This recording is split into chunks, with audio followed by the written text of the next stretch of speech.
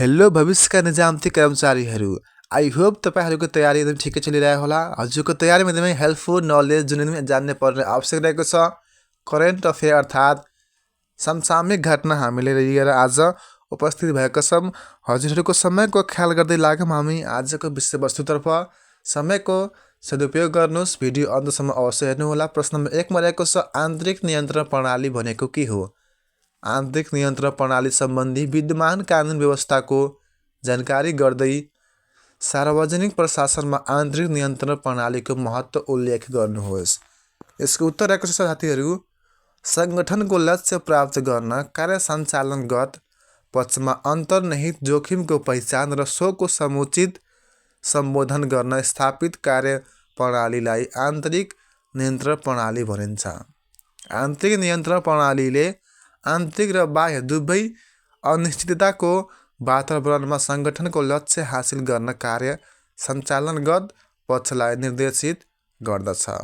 कार्य सम्पादनका क्रममा हुन सक्ने जालसाजी, साधन स्रोतको नोक्सानी, दुरुपयोग र त्रुटिपूर्ण व्यवहार पत्ता लगाउने, सङ्गठनलाई अनुपयुक्त क्रियाकलापबाट बचाउने र नियम कानुनहरूको परिपालना सुनिश्चित गर्ने कुरा आन्तरिक नियन्त्रण प्रणालीका आधारभूत क्रियाकलापहरू हुन्। आन्तरिक नियन्त्रण प्रणालीको ढाँचामा सङ्गठनको कार्य प्रकृति अनुसार सम्भावित जोखिम क्षेत्रको पहिचान, नियन्त्रणको वातावरण, नियन्त्रणका क्रियाकलाप, सूचना तथा सञ्चार, अनुगमन तथा मूल्याङ्कन गरी 5 मुख्य के हुन्छ त तत्त्वहरू समावेश हुन्छन्। सार्वजनिक प्रशासनमा आन्तरिक नियन्त्रण प्रणालीको मूलभूत उद्देश्य भनेको सार्वजनिक हित प्रवर्धनका लागि सङ्गठनले लिएको लक्ष्य प्राप्तिमा सहयोग पुर्याउनु हो।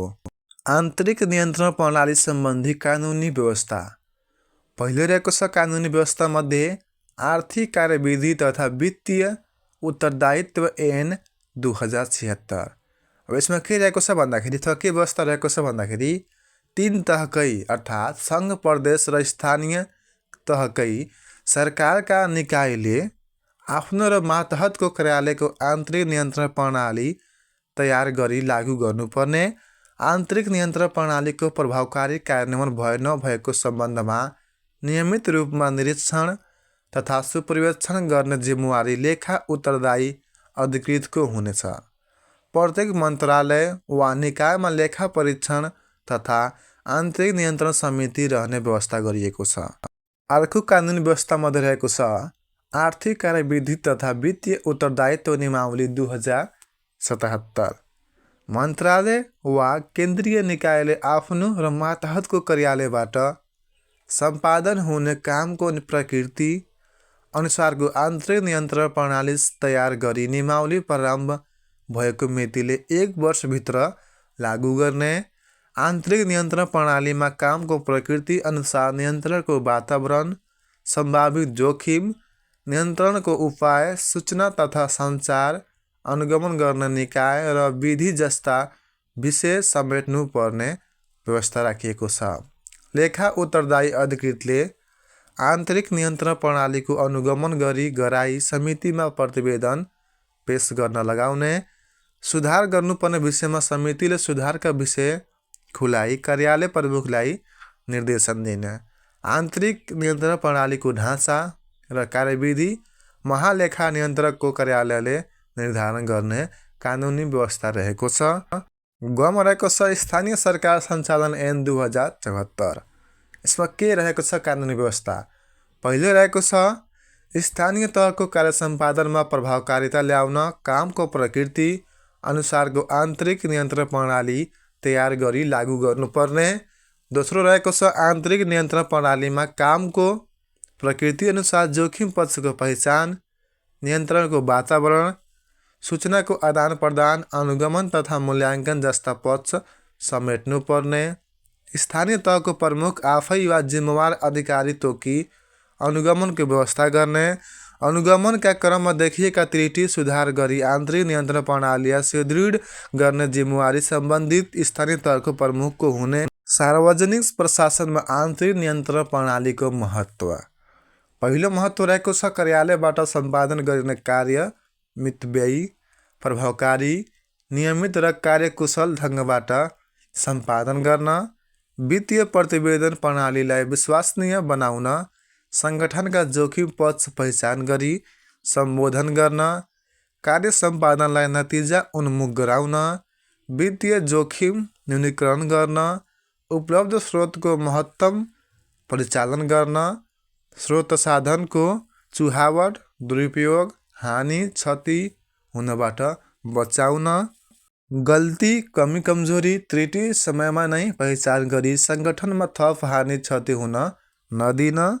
यसको महत्त्व रहेका छन् कार्य सम्पादन समृद्ध नीति, विधि र प्रक्रियाको परिपालना अभिवृद्धि गर्न, निरन्तर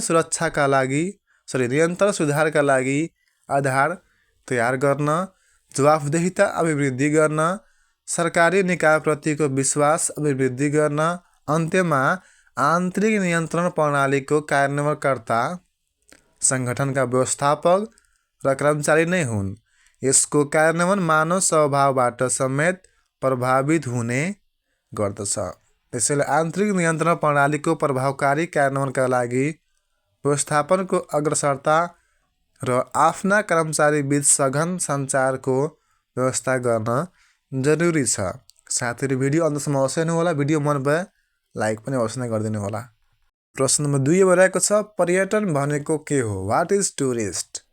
पर्यटन नीति 2065 का उद्देश्यहरू उल्लेख गर्दै नेपालमा पर्यटन क्षेत्रको विकास मार्फत अर्थतन्त्रमा सुधार ल्याउन के कस्ता उपाय अवलम्बन गर्नु पर्ला? सुझाव प्रस्तुत गर्नुहोस्। भने यसको उत्तर पहिला हामी के लेख्नुपर्छ? पर्यटन भने के हो त? कुनै स्थानमा घुमफिर गर्न आउने मानिसलाई आहार, आवास, पथ प्रदर्शन तथा मनोरञ्जन लगायतका सेवा प्रदान गरी सञ्चालन गरिने व्यावसायिक क्रियाकलापलाई समग्रमा पर्यटन भनिन्छ।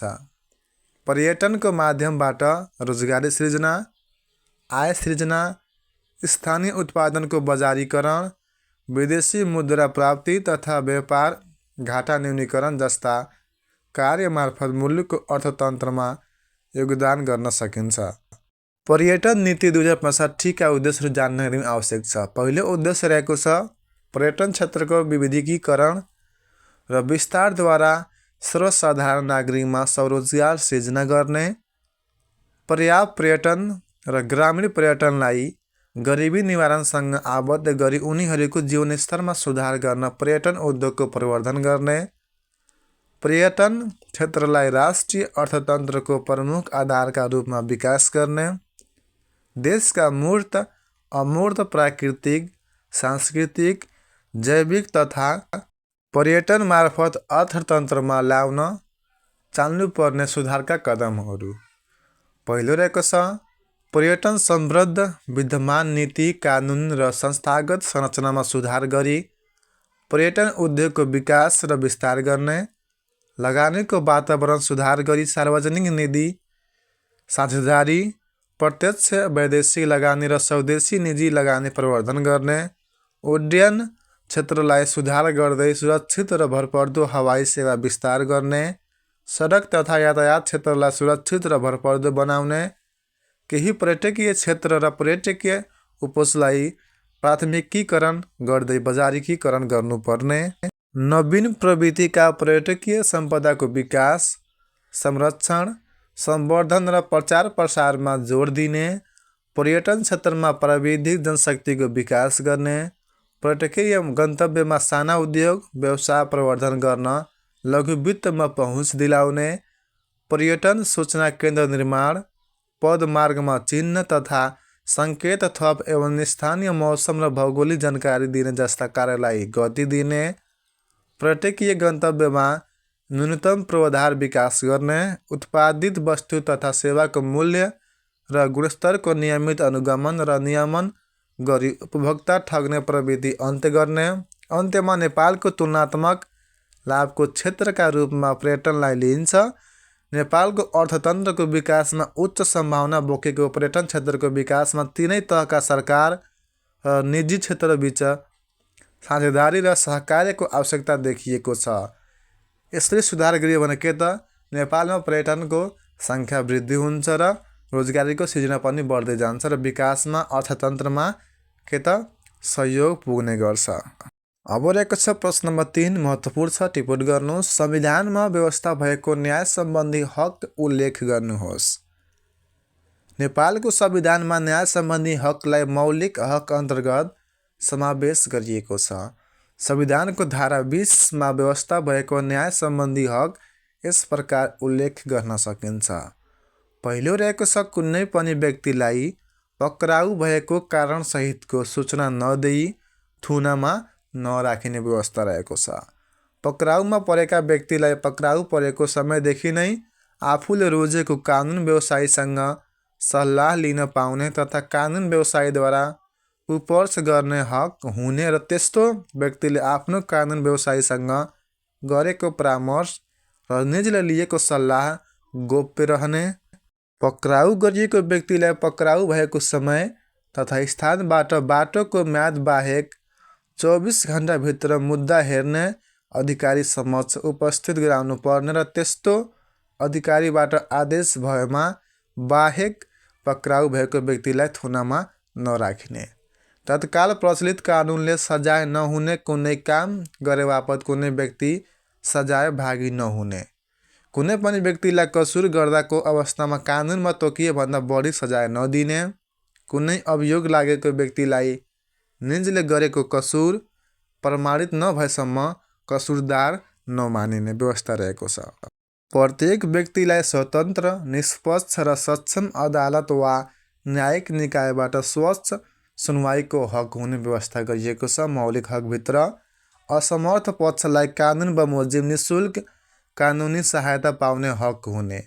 नेपाली नागरिकलाई मात्र नभई विदेशी नागरिकलाई पनि के त समेत न्याय सम्बन्धी हक अन्तर्गत उल्लेख भएका व्यवस्था समान रूपमा लागू हुन्छ। शत्रु देशको नागरिकको हकमा र निवारकको नजरबन्दमा राखिएका व्यक्तिलाई लागू नहुने कतिपय व्यवस्था यस धारामा उल्लेख गरिएको छ। कुन धारामा त? मौलिक हकको धारा 20 मा। अब प्रश्न नम्बर 4 रहेको छ, नेपाल सरकारले के कस्ता कार्यमा सशस्त्र प्रहरी बल नेपालको परिचालन गर्दछ उल्लेख गर्नुहोस्। एपीएफ आर्मेड पुलिस फोर्सको चाहिँ कस्तो अवस्थामा प्रयोग गर्छ त? देशमा शान्ति र सुव्यवस्था कायम गर्न नेपाल सरकारद्वारा गठित अर्धसैन्य प्रकृतिको प्रहरी सङ्गठन नै सशस्त्र प्रहरी बल हो नेपाल हो। नेपाल सरकारको रेखदेख, नियन्त्रण र निर्देशनमा रहने गरी यसको गठन गरिएको छ। नेपाल सरकारले त्यहाँका कार्य गर्न सशस्त्र प्रहरी बलको चाहिँ परिचालन गर्दछ।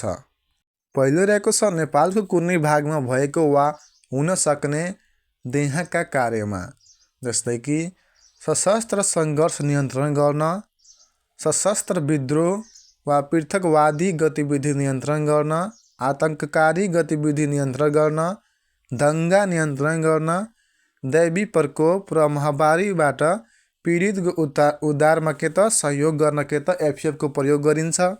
सीमा सुरक्षा गर्न, नेपालको कुनै नागरिक वा अरू कसैलाई अपहरण गरिएमा भनेपछि किडन्याप गरिएमा अपहृत व्यक्तिको उद्धार गर्न वा अन्य जङ्गीय तथा गम्भीर अपराध घटेमा वा गम्भीर प्रकृतिको अशान्ति भएमा हुने आशंका भएमा त्यसलाई नियन्त्रण गर्न, बाह्य आक्रमणको अवस्थामा नेपाली सेनाको मातहतमा रही सहयोग गर्न, नेपाल सरकारले तोकेका सार्वजनिक महत्त्वका भवन, संरचना वा अन्य स्थल आदिको सुरक्षा गर्न, नेपाल सरकारले सुरक्षा दिन ठहराएका व्यक्ति र तोकेको संस्था आदिको सुरक्षा गर्न, नेपाल सरकारले तोकेका अन्य कार्य गर्न के त एपीएफ भनेपछि आर्मेड पुलिस फोर्स अर्थात् सशस्त्र सुरक्षा बल नेपालको प्रयोग गर्ने गरिन्छ अथवा परिचालन गर्ने गर्छ नेपाल सरकारले।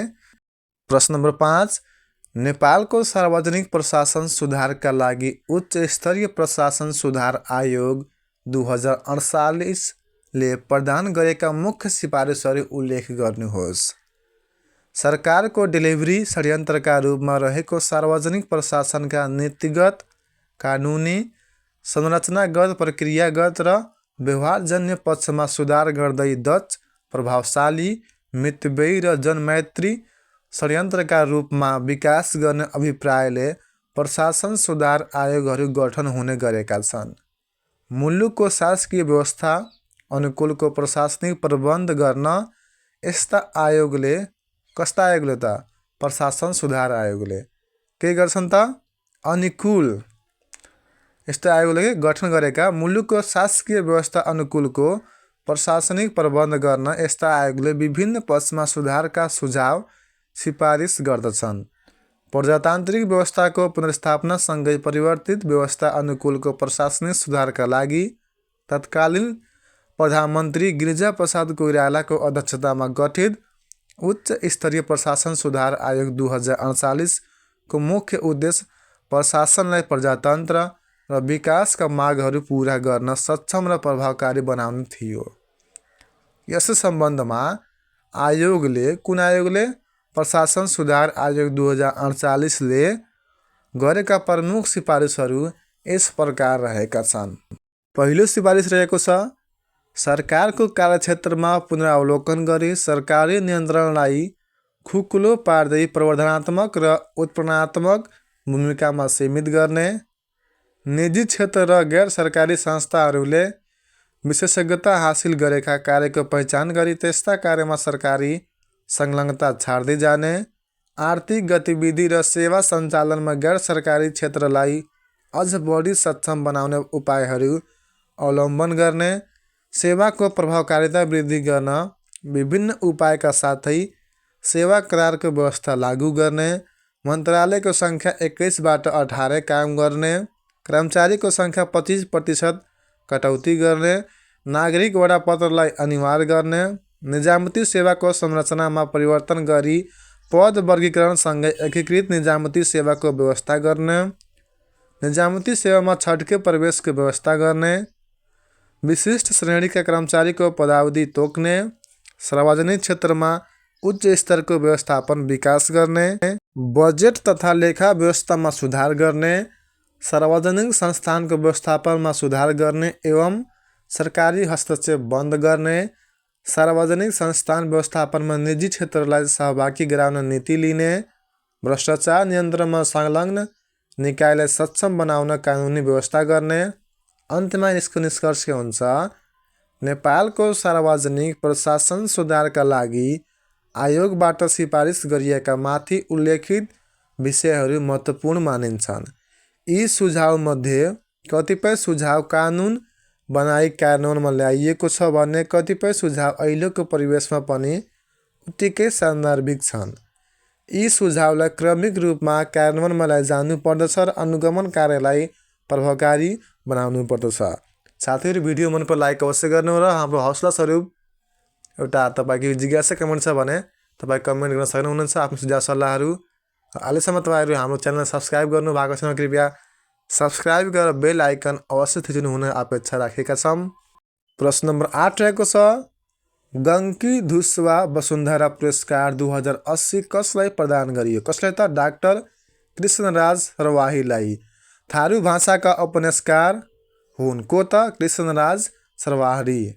उपन्यास विधामा प्रदान गरिने गङ्की धुस्वा वसुन्धरा पुरस्कार थारू भाषाका उपन्यासकार डाक्टर सरवाहीलाई प्रदान गरिएको हो। गङ्की धुस्वा वसुन्धरा पुरस्कार नेपाली भाषा लगायत नेपालका विभिन्न मातृभाषामा लेखिएको उपन्यास विधाका लागि हरेक 2 वर्षमा प्रदान गरिन्छ।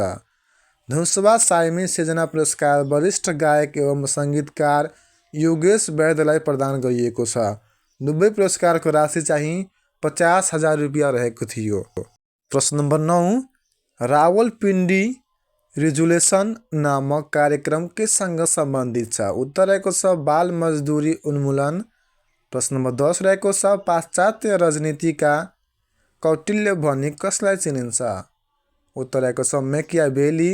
प्रश्न नम्बर 11 नेपालको इतिहासमा पिक्चर काण्डका रूपमा चिनिने पेशकर घटना कहिले भएको थियो? उत्तर रहेको छ विक्रम सम्वत 2040 माघ 1 गते। प्रश्न नम्बर 12 रहेको छ भारतको आगामी 10 वर्षमा नेपालबाट न्यूनतम 10,000 मेगावाट विद्युत खरिद गर्ने गरी दुई देशबीच मध्यकालीन तथा दीर्घकालीन विद्युत व्यापार सम्झौता कहिले भएको हो? उत्तर रहेको छ विक्रम सम्वत 2080 पुस 19 गते हस्ताक्षर भएका थप 3 सम्झौताहरू कुन कुन त? पहिलो, नेपाल विज्ञान तथा प्रविधि प्रतिष्ठान नास्ट र new space India limited NSIL बीच मुनाल भू उपग्रह सम्बन्धी सम्झौता भएको थियो। अर्को, नवीकरणीय ऊर्जा विकासका लागि विद्युत प्राधिकरण र भारतको NPTC बीच सम्झौता भएको थियो। र तेस्रो, उच्च प्रभाव सामुदायिक विकास परियोजना कार्यान्वयनका लागि भारतीय अनुदान सहायता सम्बन्धी के त? सम्झौता भएको थियो। कहिले त? विक्रम सम्वत 2080 पुस 19 गतेमा। अन्तर्देशीय प्रसारण लाइन उद्घाटन, रक्सौल परवानीपुर लाइनको सेकेन्ड सर्किट, कटैया कुसाहा लाइनको सेकेन्ड सर्किट, नौतनवा मैनिया नयाँ लाइनको सर्किट चाहिँ स्थापना भयो, जसको उद्घाटन पनि भइसकेको छ। र गत जेठमा भएको प्रधानमन्त्री पुष्पकमल दाहाल प्रचण्डको भारत भ्रमणका क्रममा मध्यकालीन र दीर्घकालीन विद्युत व्यापार गर्ने गरी द्विपक्षीय समझदारी पत्र MOU मा हस्ताक्षर भएको थियो। को बिच त? नेपाल र भारत बीच भएको थियो। प्रश्न नम्बर 13 रहेको छ, सङ्घीय मामिला तथा सामान्य प्रशासन मन्त्रालयद्वारा गरिएको नयाँ वर्गीकरण अनुसार सुदूरपश्चिमका कति पालिका सुगम क्षेत्रमा परेका छन्? कतिवटा त? 4 वटा। सुदूरपश्चिमका 88 पालिका मध्ये 4 पालिका मात्रै सुगम अर्थात् घ वर्गका के त? वर्गीकरणमा परेका छन्। सुगम क्षेत्र अन्तर्गत अर्थात् घ वर्गीकरणमा परेका पालिका कैलालीको धनगढी उपमहानगरपालिका, गोदावरीको चाहिँ नगरपालिका र टिकापुर नगरपालिका एवं कञ्चनपुरको भीमदत्त नगरपालिकाहरू परेका छन्। केमा त? सुगम क्षेत्रमा परेका छन्। नयाँ वर्गीकरण अनुसार मध्यम अर्थात् ग वर्गीकरणमा परेका पालिकाको सङ्ख्या 25 रहेको छ र घमा 4 वटा। त्यसै गरी दुर्गम अर्थात् ख वर्गीकरणमा परेका पालिका 13 र अति दुर्गम स्थान अर्थात् भनेको क वर्गीकरणमा परेका पालिकाको सङ्ख्या 46 गरेर के त? जम्मा 88 वटा रहेका छन् सुदूरपश्चिममा। प्रश्न नम्बर 14 रहेको छ, नेपाल सुपर लिग NSL 2080 को उपाधि जित्ने टिम कुन हो? उत्तर रहेको छ ललितपुर सिटी FC। उपविजेता चाहिँ को त? धनगढीको FC। प्रश्न नम्बर 15, प्रसिद्ध समाजसेवी तुलसी मेहरद्वारा जनचेतना जगाउने उद्देश्यका साथ सञ्चालन गरिएको चरखा प्रचार नामक अभियानमा रोक लगाउने राणा प्रधानमन्त्री को हुन्? उत्तर रहेको छ भीम शमशेर। प्रश्न नम्बर 16, नेपाल विद्युत प्राधिकरणले अनलाइन प्रणालीबाट विद्युत मसुल तिर्न सक्ने व्यवस्था कहिलेदेखि गरेको हो? उत्तर रहेको छ विक्रम सम्वत 2074 भदौ 5। र साथै तपाईँहरू यदि आफ्नो विद्युत अनलाइन पेमेन्ट गर्नुहुन्छ भने कृपया कमेन्ट गर्नुहोला कि अनलाइन गर्नुहुन्छ कि अफलाइन गर्नुहुन्छ, तपाईँ कमेन्ट गर्न सक्नुहुनेछ। प्रश्न नम्बर 17, नेपालमा दर्ता भएका वायु सेवा कम्पनीमा कार्यरत पाइलट मध्ये DCP को लाइसेन्स पाउन सफल पाइलट को हुन्? उत्तर रहेको छ दिपु ज्वारचन। नेपाल एयरलाइन्सका वरिष्ठ पाइलट ज्वारचन न्यारोबडी जहाज A320 मोडलको जहाजका लागि डेजिग्नेटेड चेक पाइलट DCP का लाइसेन्स पाउन सफल हुनुभएको छ। यससँगै अब ज्वारचनले नेपाल नागरिक उड्डयन प्राधिकरणले लिने A320 का पाइलटको परीक्षा लिन र त्यसको जाँच गर्न पाउनुहुन्छ। उहाँ प्रशिक्षक पाइलट समेत हुनुहुन्छ। प्रशिक्षक पाइलटको भूमिका तालिम दिनसम्म हुन्छ। परीक्षा लिन र त्यसको परीक्षणको काम गर्न DCP नै हुनुपर्दछ। नेपालमा DCP नहुँदा विदेशी परीक्षक पाइलटबाट त्यस्तो काम गराउँदै आएको थियो। अब हाम्रो नेपालमै नै हुनेछ, नेपालकै व्यक्ति नै गर्नेछन्। प्रश्न नम्बर 18 आएको छ, नेपालमा किसान सूचीकरण राष्ट्रिय अभियानको सुरुवात कहिलेदेखि गरिएको हो? उत्तर आएको छ विक्रम सम्वत 2077 फागुन 22 गते। प्यारा साथीभाइ विद्यार्थी बहिनीहरूले भिडियो अन्तसम्म हेरेर साथ दिनुभएकोमा हाम्रो च्यानल मोहन एजुकेसन हब र मोहन एजुकेसन फाउन्डेसन युट्युब च्यानलको मार्फतबाट के त तपाईँ सम्पूर्णलाई हार्दिक धन्यवाद व्यक्त गर्दछौँ। र तपाईँहरू आशा छ हाम्रो दुईटै युट्युब च्यानललाई के त सब्सक्राइब अवश्य नै गर्नुभएको छ होला। गर्नुभएको छ भने कृपया गरेर तुरन्तै सब्सक्राइब गरेर बेल आइकन अवश्य थिच्नु होला। र तपाईँहरूको एउटा लाइकले के त हाम्रो भिडियोमा व्यक्तिहरूलाई के त हौसला प्रदान हुन्छ यस्तै अरू भिडियो पनि अपलोड गर्नको लागि। हवस्, thanks for watching this video. Please comment.